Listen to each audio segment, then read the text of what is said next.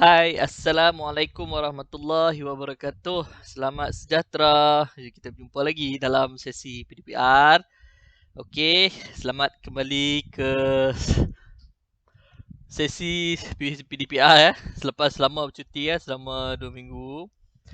Okey, saya harap semua murid dalam keadaan yang sihat. Okey, dah bersedia untuk kita teruskan pembelajaran untuk mata pelajaran Bahasa Melayu. Okey, hari ini kita akan membaca dan kita akan mengenal pasti idea utama dan idea sampingan. Jadi cikgu harap murid dapat membaca, yang pertama dapat baca, kedua dapat memahami dan yang ketiganya dapat kenal. Okey, dapat tahu apakah idea utama dan apakah idea sampingan yang ada di dalam perenggan. Okey, jadi apa itu idea utama, idea sampingan ni ya? Okey, sebelum tu murid-murid boleh cuba buka buku teks, okey, muka surat 48. Okey, kemudian kita akan melihat dahulu apa yang terdapat dalam petikan itu.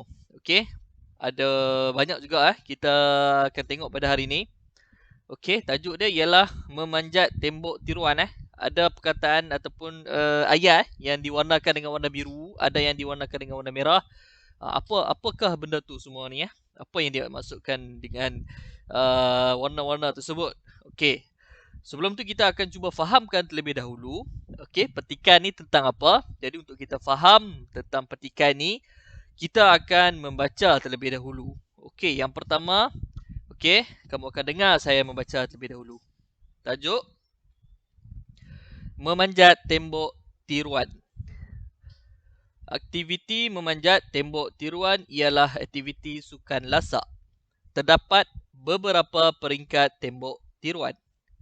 Peringkat itu adalah daripada yang mudah untuk kanak-kanak hinggalah yang sukar untuk ahli sukan.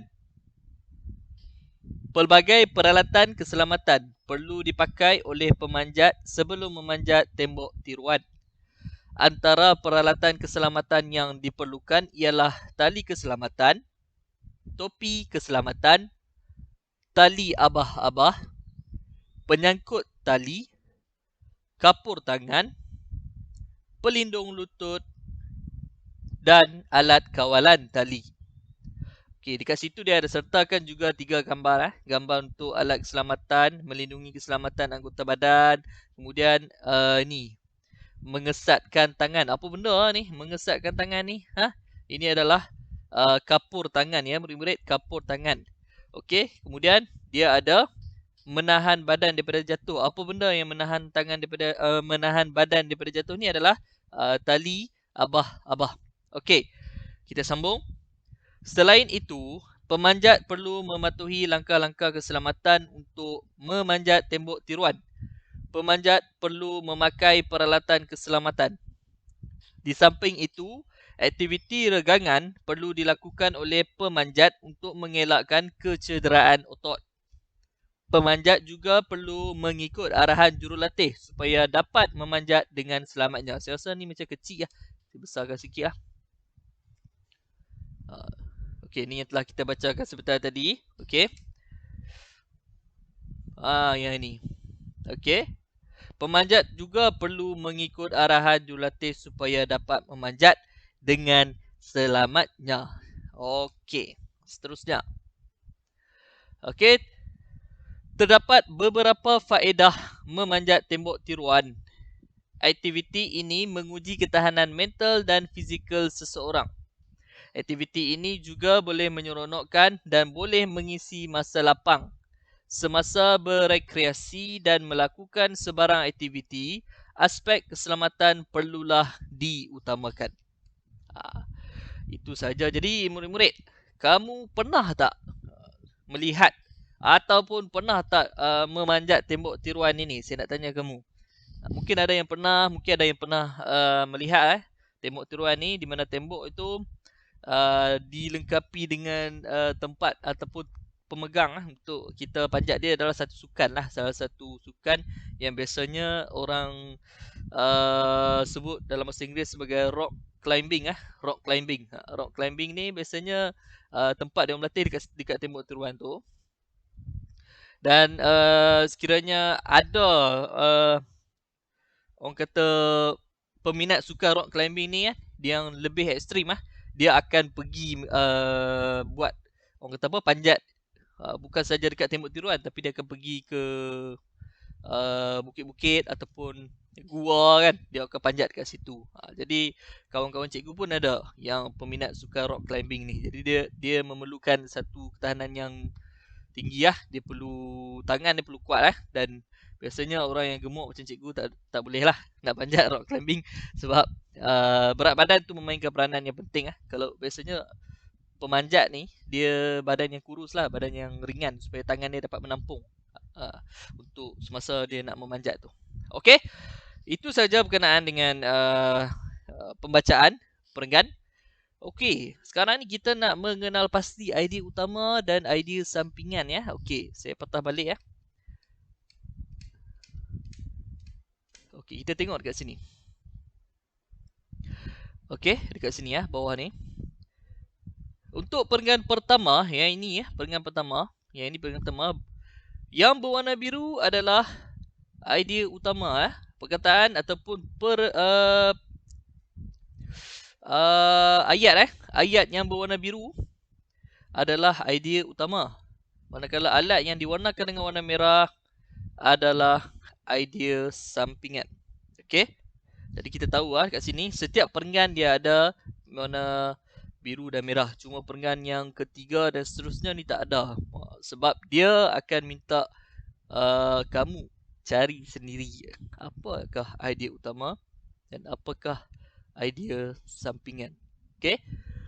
Cuba tengok perenggan yang pertama, idea utama dia.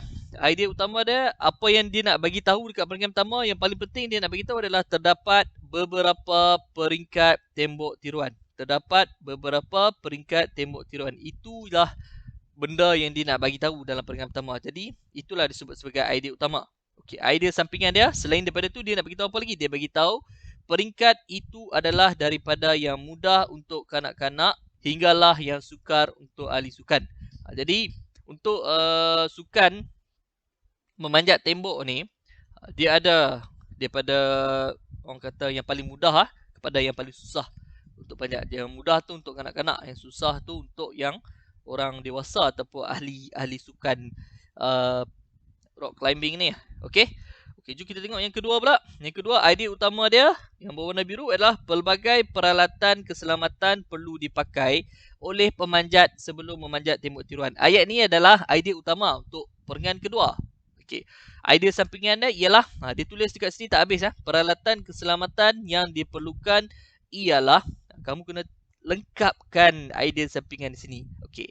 Benda ni okey dekat sini yang petak berwarna pink kuning ni kamu akan tulis nanti. Kamu akan tulis di dalam buku tulis Okey, dekat sini dia tak lengkapkan, jadi kamu kena dekat mana jawapan dia? Ada di dalam perenggan kedua. Kita tengok dekat perenggan kedua, peralatan keselamatan yang diperlukan ialah okey ni sambung. Tali keselamatan, topi keselamatan, tali abah-abah, penyangkut tali, kapur tangan, pelindung lutut dan alat kawalan tali. Kamu akan tulis dekat sini bawah ni. Okey Okey. Okey, yang ketiga, perenggan yang ketiga. Jom kita tengok perenggan yang ketiga sekejap. Okey, yang ini kamu akan cari yang mana satu idea utama dan yang mana satu idea sampingan. Dalam perenggan ni ada dua, ada idea utama dan ada idea sampingan. Jadi, kamu kena kenal pasti mana satu idea utama. Jom kita tengok. Okey, kita baca daripada awal. Selain itu, pemanjat perlu mematuhi langkah-langkah keselamatan untuk memanjat tembok tiruan. Okey, pemanjat perlu memakai peralatan keselamatan. Di samping itu, aktiviti regangan perlu dilakukan oleh pemanjat untuk mengelakkan kecederaan otot. Pemanjat juga perlu mengikut arahan jurulatih supaya dapat memanjat dengan selamatnya. Okey, kamu rasa mana satu idea utama? Okey. Okey, saya bagi tips Kadang-kadang ataupun biasanya idea utama dalam perenggan tu diletakkan pada ayat pertama ataupun ayat yang kedua biasanya. Okey, cikgu rasa jawapan dia yang ini adalah pemanjat perlu mematuhi langkah-langkah keselamatan untuk memanjat tembok tiruan. Okey. Ini adalah idea utama. Dan idea sampingan dia boleh jadi satu ataupun dua. Jadi kamu akan pilih dekat sini mana satu. Sama ada pemanjat perlu memakai peralatan keselamatan ataupun aktiviti regangan perlu dilakukan oleh pemanjat untuk mengelakkan kecederaan otot, atau pemanjat juga perlu mengikut arahan jurulatih supaya dapat memanjat dengan selamatnya. Maksudnya ada 3 idea sampingan dekat sini, kamu pilih salah satu daripada dia. Okey? Faham? Okey, yang seterusnya. Cuba kamu tengok perenggan yang keempat. Keempat dan kelima ni. Okey. Perenggan yang keempat. Dapatkah kamu kenal pasti mana satu idea utama?